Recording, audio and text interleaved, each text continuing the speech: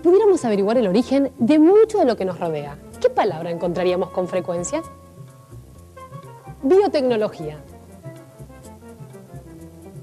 El hombre ha aprendido a imitar a la naturaleza para sobrevivir y mejorar su calidad de vida. La biotecnología es un ejemplo de esto y convive con nosotros en perfecta armonía, aunque no lo notemos a simple vista. Pero, ¿qué es la biotecnología? Bio es vida. La biotecnología utiliza los procesos que ocurren naturalmente en los organismos vivos con un fin práctico, desde el mejoramiento de plantas y animales hasta la fermentación de alimentos como el pan y el vino. Venía acá, che. Pero esto no es nada nuevo. Veamos. Muchas de las técnicas que se emplean hoy en biotecnología no son nuevas. Son versiones más precisas y rápidas de métodos tradicionales. De acuerdo a la historia, el pueblo egipcio fue mejorando sus técnicas de cultivo con el fin de optimizar sus recursos. Los mayas, otro pueblo antiguo, logró mejorar sus especies vegetales, seleccionando las mejores semillas. Y aunque todavía sus conocimientos eran incipientes, constituyeron los primeros pasos en la biotecnología. Este proceso que comenzó hace miles de años y se fue perfeccionando a lo largo de la historia. Hasta Homero menciona la utilización de la enzima quimosina en la Ilíada y la Odisea. Las técnicas sirvieron para mejorar también la conservación de alimentos. Un ejemplo de esto es la producción de alimentos fermentados, como el pan, el vino, la cerveza y el yogur. Además, la fermentación del queso. La industria láctea también es un ejemplo de esta evolución. ¿Qué tal si conversamos con los que conocen el tema a fondo? Los primeros documentos que se tienen noticia son del año 3000 a.C., en el cual en un relieve asirio se ve todo el proceso de elaboración del queso, desde el ordeño hasta la obtención de la cuajada.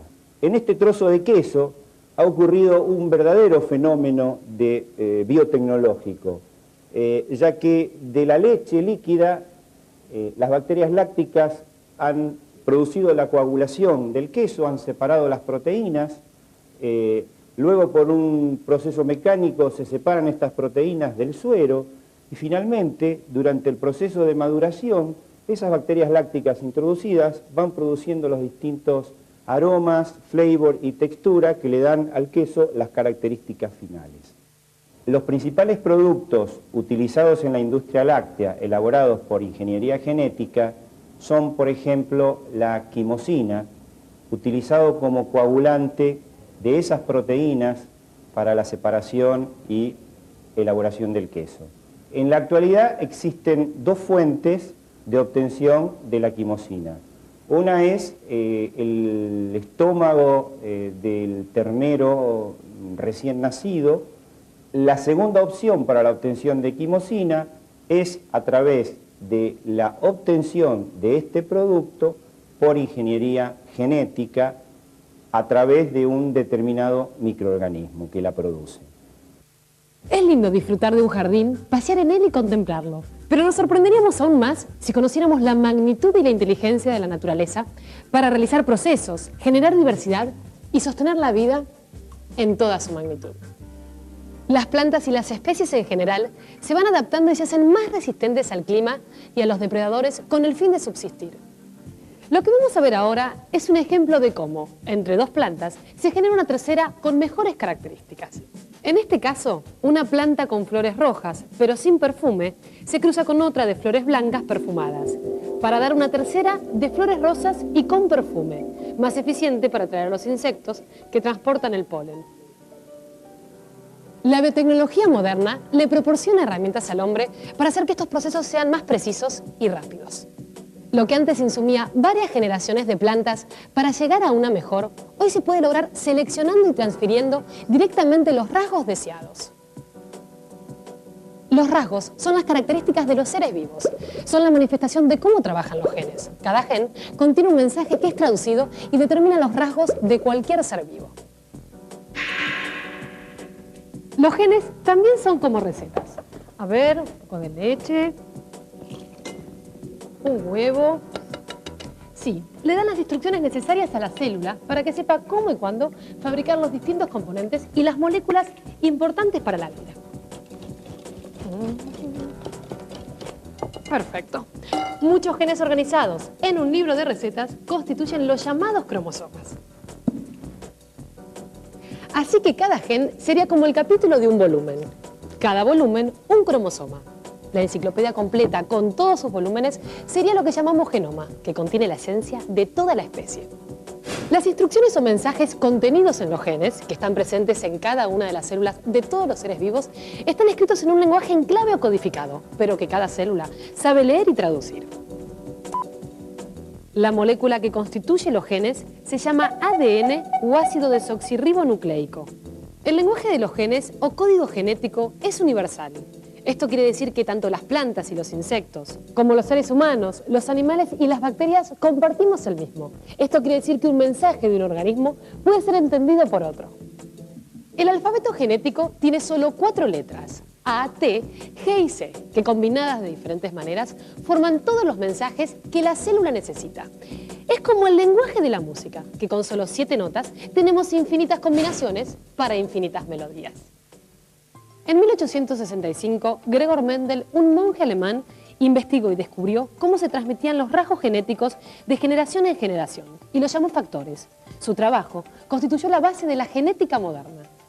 A partir de los años 70, los investigadores adquieren la habilidad para separar genes y transferirlos de un organismo a otro, desarrollando una herramienta innovadora, la ingeniería genética. Hace años que esta tecnología es ampliamente utilizada para hacer que bacterias produzcan insulina para tratar la diabetes o generar quimosina para fabricar queso. ¿Y si vemos cómo funciona esto en la práctica?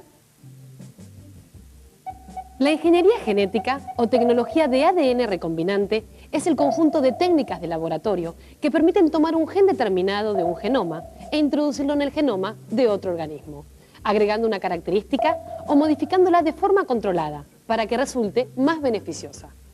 Antes de producir alimentos, la ingeniería genética se ocupó de la medicina. ¿Sabías que hay muchos medicamentos producidos por bacterias? Sí, es el primer producto medicinal que salió a la venta y lo usan los enfermos, es la insulina humana. Y esto se hizo aislando el gen de la insulina de páncreas humanos, separándolo y colocándolo en una bacteria que se llama Escherichia coli, para producir en grandes cantidades la insulina humana. Hasta ese momento no se usaba la insulina humana, no se podía hacer porque era sacar páncreas humanos, lo cual era imposible, y se estaban usando lo de los animales. Entonces esto, además de tener una gran ventaja en medicina, sobre todo lo que trajo es una revolución tecnológica y de producción. Después están todas las ramas que se llaman interferones o linfoquinas, que son proteínas que tienen que ver con nuestro sistema inmune y que se los está utilizando fundamentalmente para tratamientos con enfermedades virales o infecciones virales y enfermedades oncológicas, tratamientos en cáncer.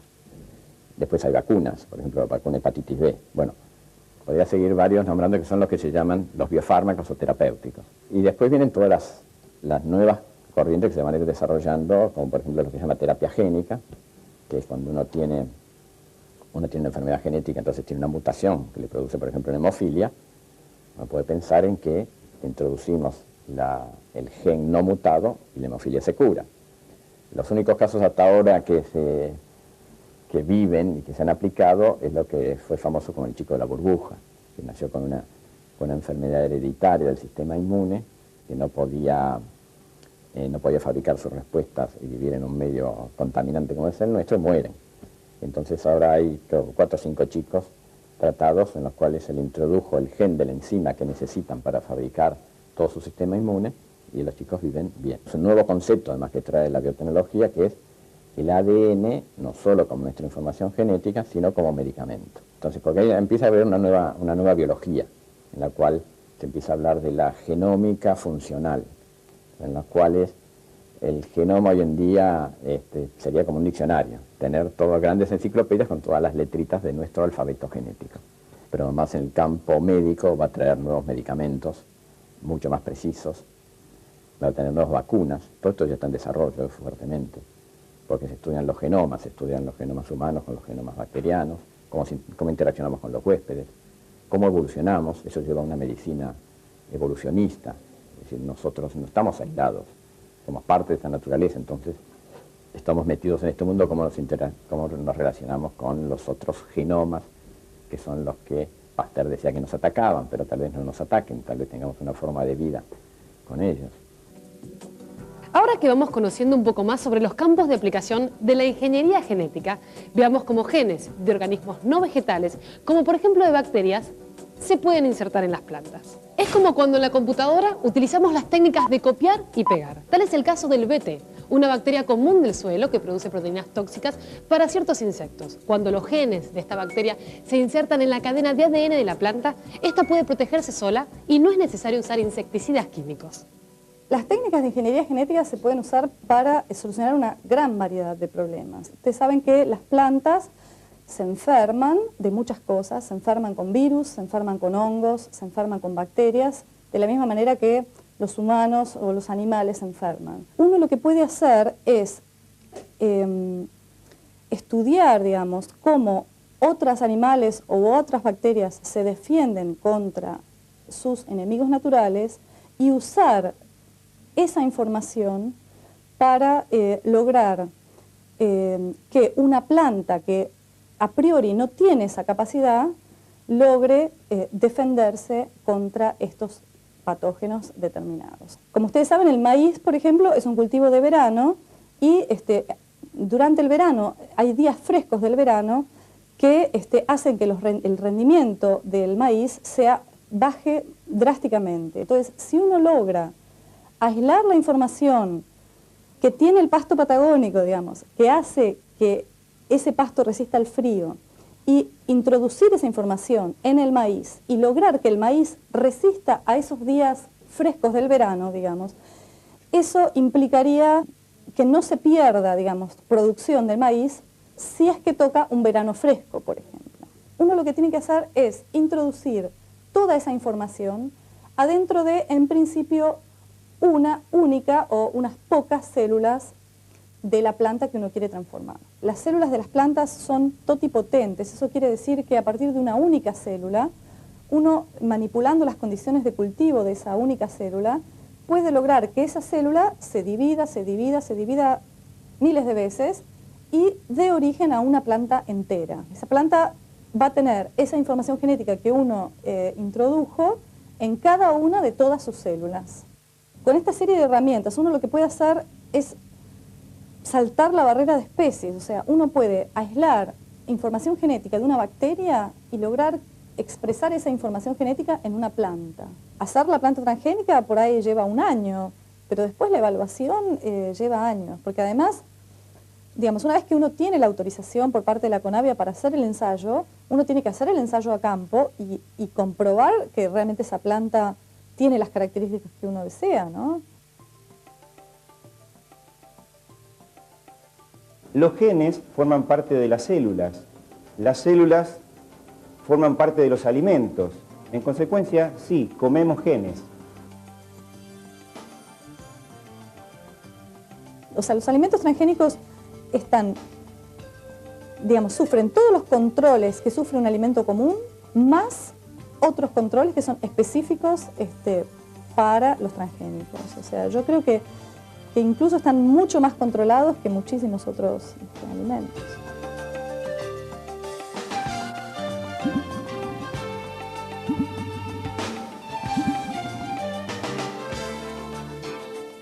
Aparte del campo o la medicina, hay otras industrias que se pueden ver beneficiadas aplicando biotecnología a sus procesos, como la industria textil con colorantes biológicos, la industria plástica con plásticos biodegradables, la construcción con nuevos materiales inteligentes o el área energética con combustibles biológicos elaborados a partir de plantas, biodiesel o alcohol etanol.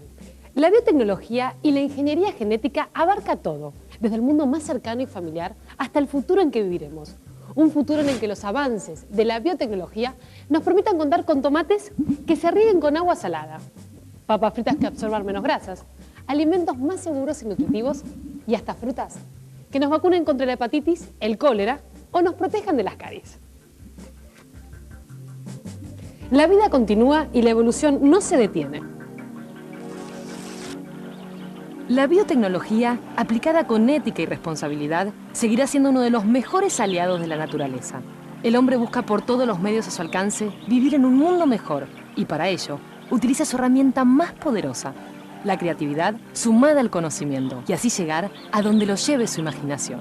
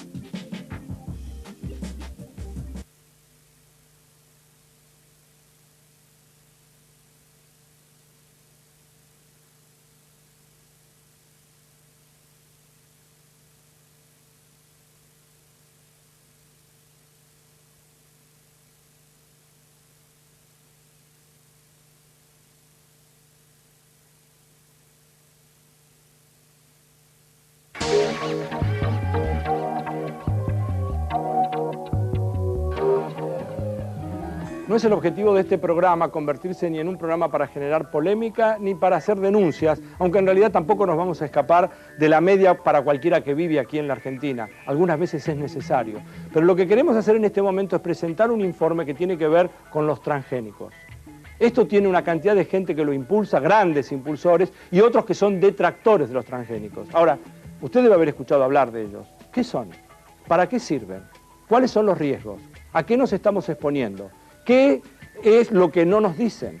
¿Por qué la Comunidad Europea, como ustedes deben haber leído hace unos días, quiere sacar una ley que diga todo alimento transgénico tiene que tener una etiqueta que lo indique, que lo explique, que lo explicite? Y hay mucha gente que está en contra de eso, y gente que está en contra dentro de Europa, y en particular en los Estados Unidos, y también en la Argentina, porque la Argentina es el segundo país exportador de transgénicos en el mundo. Bueno, para entender un poco más de este tema, vale la pena enterarse mirando este informe. Venga.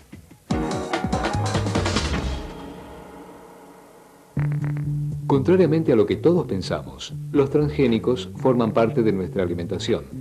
La soja, el maíz, el algodón y sus derivados son productos que habitualmente consumimos y que pueden haber sido obtenidos mediante un proceso de transgénesis. Transgénesis es un componente de lo que llamamos biotecnología moderna. Es uno de los más polémicos, digamos así, porque es lo que más resonancia pública ha tenido. Para definirlo muy rápidamente, podría decirse que es un organismo al cual se le ha agregado un gen por ingeniería genética. La transgénesis es una práctica milenaria. Se sabe que los egipcios mejoraban los cereales por cruzamiento de las distintas especies. La razón por la cual hoy en día se habla tanto de transgénicos es por la irrupción de las nuevas técnicas de ingeniería genética, por las cuales uno puede traer un gen de una bacteria e introducirlo en una planta. Entonces, en las transgénicas modernas, por ejemplo, tenemos genes de bacterias expresados en plantas. De esa práctica resultan cultivos transgénicos pertenecientes a lo que se conoce como la primera ola biotecnológica. En Argentina, esos cultivos son la soja, el maíz y el algodón, y la transgénesis benefició notablemente estos procesos de producción agrícola. En el caso de soja, la característica más importante incorporada es la resistencia a un herbicida que se denomina glifosato. Esto fue importante porque los productores argentinos empezaron a implementar desde la década del 90 lo que se llama siembra directa, que implica la no labranza del suelo. Al no labrar el suelo, se permite la conservación de la estructura del suelo y por lo tanto evitar la erosión, que era un problema muy importante que se tenía en la década de los 90. Antes de ser probado en el campo, un cultivo transgénico atraviesa una intensa etapa de experimentación que se desarrolla in vitro en el ámbito del laboratorio. Aquí en este instituto se hicieron las primeras plantas transgénicas de la Argentina, eso fue en el año 89 o algo así. Y desde entonces hemos trabajado todo el tiempo, casi por 15 años con plantas transgénicas. Generalmente las plantas las tenemos in vitro, en condiciones de esterilidad, y lo que hacemos es tomar hojas de la planta, cortarlas y ponerlas en contacto con la bacteria. La bacteria naturalmente va a infectar la hoja de la planta y va a introducir el plásmido que contiene el gen que nosotros queremos expresar. Este proceso estimula el crecimiento de la planta y le proporciona resistencia a ciertas plagas y herbicidas. Entonces van a ir apareciendo los distintos brotecitos. Estos son distintos estadios, ¿sí? Aparecen los distintos brotes, hasta obtener una nueva planta transgénica que tiene en todas las células el gen que a nosotros nos interesa expresar. En esta cámara estamos probando uno de los primeros ensayos que hacemos para ver si la planta transgénica que ya obtuvimos y ya propagamos es capaz de cumplir con lo que fue programada, que en este caso es una resistencia a hongos. Está en un suelo inoculado con un hongo y lo que vemos es si la planta resiste a él o no. Para lo que tenemos que hacer es medirla y ver si el crecimiento es afectado o no por la presencia del hongo en el suelo. Una vez terminado este ensayo, lo ideal sería probarlo a campo. Es un paso necesario para ver si realmente en el campo las plantas resisten. Los productos de la segunda y tercera ola biotecnológica ya se están investigando en nuestro país y serán algo así como alimentos inteligentes, es decir, un tomate enriquecido con más vitaminas o un café descafeinado.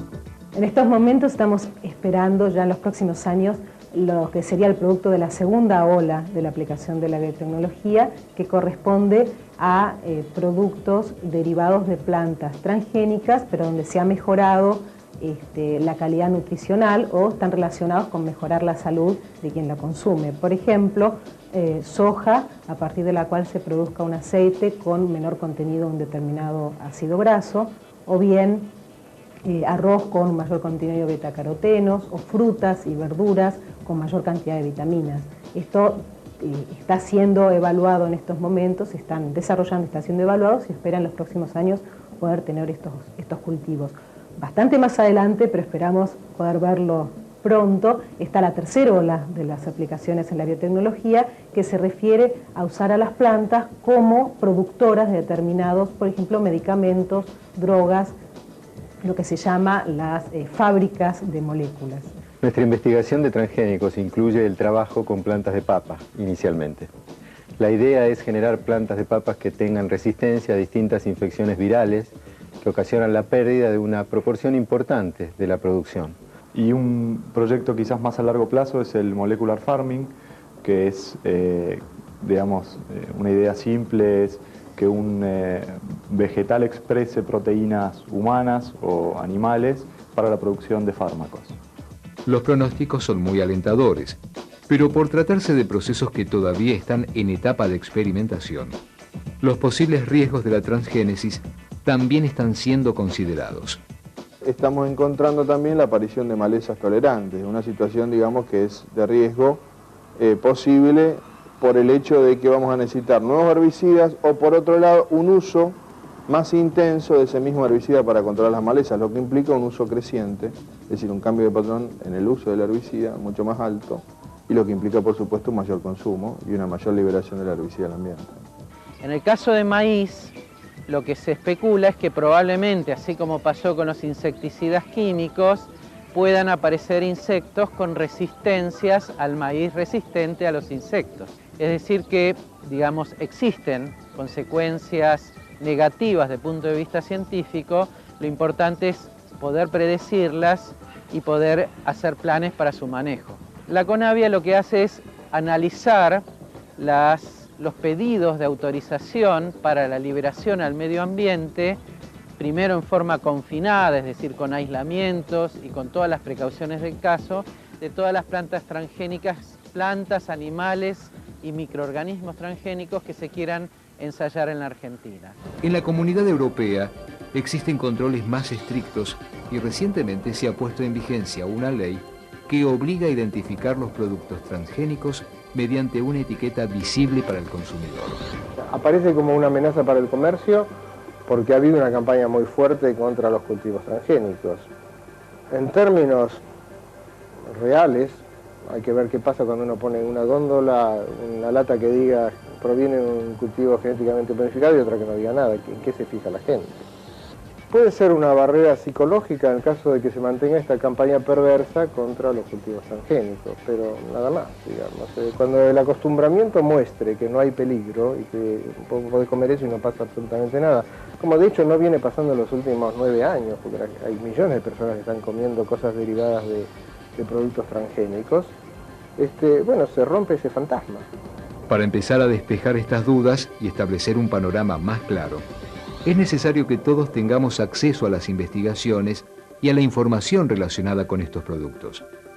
Ese es uno de los objetivos del Consejo Argentino para la Información y el Desarrollo de la Biotecnología. Este consejo se creó hace pocos meses y tiene como misión difundir, informar y educar, a partir de información científica y técnica, los beneficios de la biotecnología. En base a la desinformación y al miedo surgen consejos de información de la biotecnología que incluyen programas educativos que además tratan de ayudar no solamente al consumidor, al público general, sino que a los docentes que se ven en el problema de tener incluido ahora en su currículum, en lo que tienen que dar en clase, parte de biotecnología y no saben cómo darlo. Primero porque ellos no lo aprendieron de ninguna manera y por otro lado porque no hay material. Entonces generamos un material con base científica, para que estos docentes puedan utilizarlo ya tanto en la primaria como en la secundaria.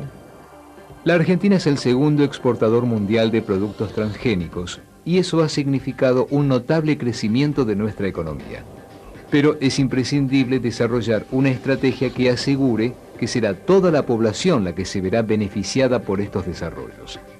Uno de los problemas a los que nos enfrentamos en la biotecnología y en la ingeniería genética en particular tienen que ver con algo que es inédito en la ciencia, no solo en la ciencia argentina, sino en la ciencia mundial, y es la privatización de la ciencia y la tecnología.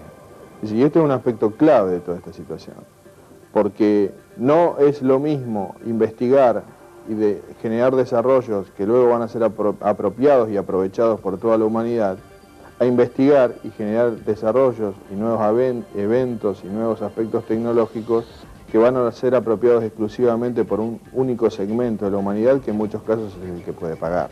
Cuando yo ingresé en este campo, lo que yo pensaba era que era muy promisorio desde el punto de vista de los pobres, no de los ricos. Y sigo pensando lo mismo en realidad. Hoy si yo pudiera hacer una planta resistente a bacterias o a hongos, prácticamente sin cambiar los métodos productivos, al productor pobre, al de subsistencia, le triplicaría su producción. Opiniones tan distantes como estas son frecuentes cuando se trata de fenómenos o descubrimientos que traen la posibilidad de cambios tan rotundos como sucede con la transgénesis. Los caricaturistas de Jenner decían que la vacuna, la primera vacuna le iba a sacar cuernos a los chicos porque los estaban vacunando con suero de vacas.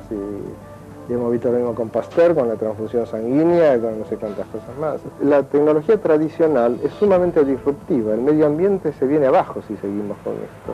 Ya esto se está viendo por los cambios climáticos, por la erosión de la tierra, por 1500 cosas, y además porque no queda más tierra simplemente.